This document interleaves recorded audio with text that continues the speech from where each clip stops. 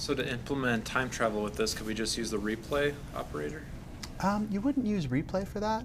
What you would do is, so from a time travel perspective, the easiest thing to do might be to just kick off. So there's a variety of things you can do.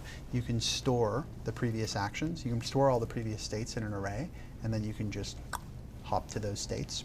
Sure. Right? I believe that's how time travel works in Redux. It just stores all the previous. The key, the secret sauce, is that if you notice here, I'm not changing the state. I'm creating a new state. I'm not modifying the counter on last state. I'm creating a whole new state object. And because of that, what Redux can do is it can literally store every possible state object that's ever been generated by your app, memory allowing, right? And then it can just hop to any part in history and time. And that's one of the cool things about Redux. So that's what he means when he says time travel, because you never end up modifying state. You've always preserved all the old states. In debug mode, Redux can just store all your old states and just hop to them. Any other questions? On the chat, someone asked about if you could give a note about RxJS scheduler class. Yeah, the scheduler. So a scheduler is a function that decides when code runs. So in general, you're not going to be using schedulers directly for the most part. There are two functions that you use, that typically you use to schedule things. So what do I mean when I say decides when code runs? Well, let's say I'm making an animation, for example, right? And I want to make sure that the animation is, I basically only want to do things on request animation frame. Does that make sense? Right? So there's two things you can do to an observable. Two times you can schedule something happening with an observable. So I can take an observable. You know what? What the heck? Let's write it. There's two interesting methods. One is observe on scheduler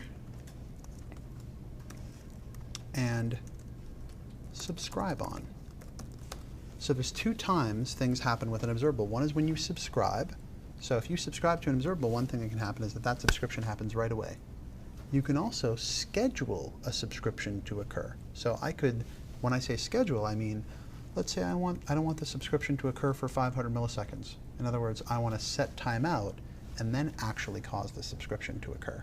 That's when I can use a scheduler and I can call subscribe on. The other thing I can do is that when I get a notification, i.e. next complete an error, rather than getting them as soon as the producer sends them, I can say, you know what? Schedule these notifications so they don't happen, say, until the next tick or on a set timeout. Does that make sense? So those are two times where you can introduce concurrency, basically decide when you get called inside of a function. So let's see how observe on would work.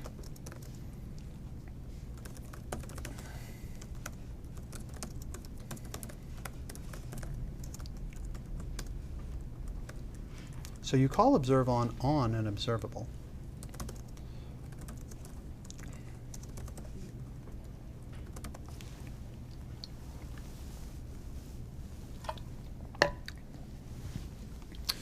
So we have this observable, and whenever the observable sends a message to us, instead of forwarding it on to the observer, we're actually going to schedule it to happen later.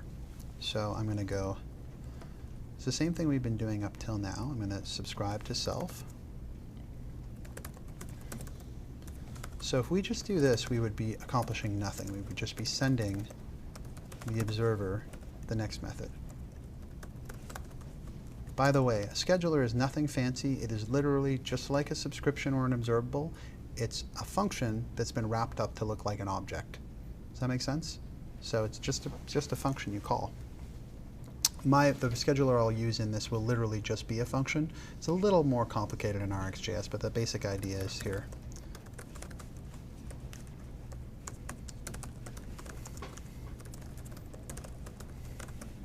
Right, so if we did this, we basically no-opt.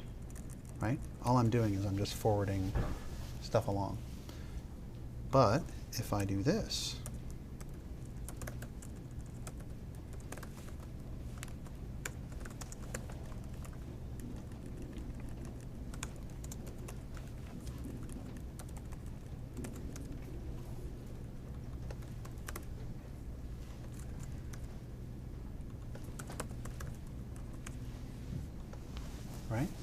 Now does anybody kind of get a sense of what a scheduler does?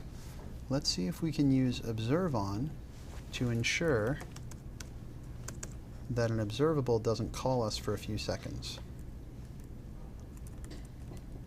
So I'm going to create,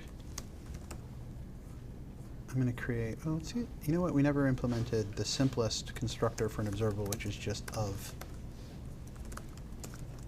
Do that real quick because it'll be easier. So remember, of just takes a value. It actually takes multiple values, but for this purpose, we're going to keep things simple. And it's just going to turn around and next that value to the observer.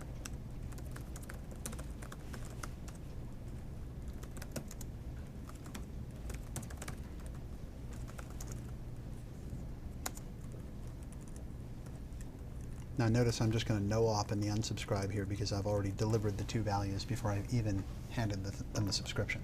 And that's one thing to understand, that observable can be synchronous. Just, it doesn't always mean that it's asynchronous. It's always about push. It's not about asynchrony.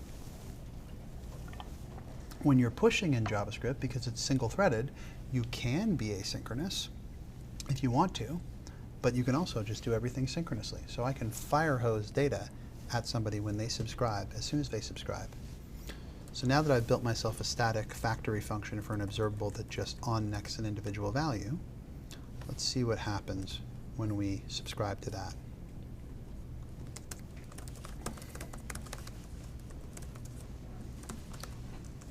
Did I call next or complete? Does anybody remember? In of? Yeah. Yes. Great. But on line 81, it said subscribe instead of unsubscribe. Oh, line 81. Oh, thank you.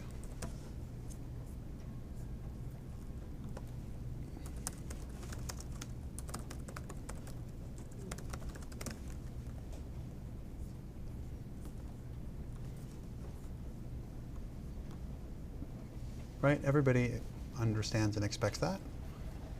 But let's say I don't want to get this message for 5 seconds.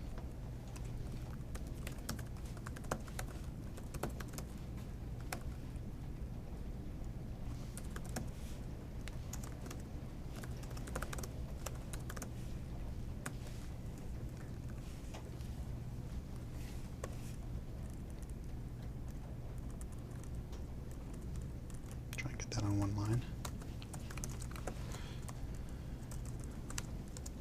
So I've passed in a scheduler, and as we can see, a scheduler is just a glorified function that accepts some action and then executes it probably later on. Right? In this case, I'm just going to execute it in 5 seconds. And so if we run, should have picked a shorter time. Right?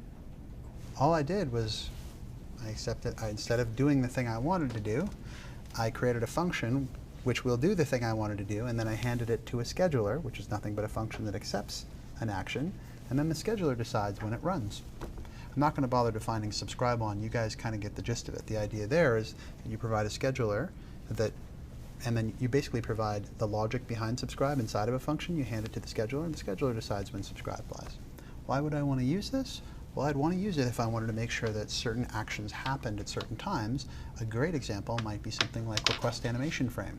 So if I wanted to make sure that an action happened on request animation frame, I would say only wrote to the canvas on request animation frame. I could observe an observable on a request animation frame scheduler, and then I'm basically going to wait to update the canvas until request animation frame is called. Does that make sense? And that's pretty much, that's 90% of what you need to understand about schedulers. They're a little bit more complicated. They're an object with a couple more methods, but that's the basic idea.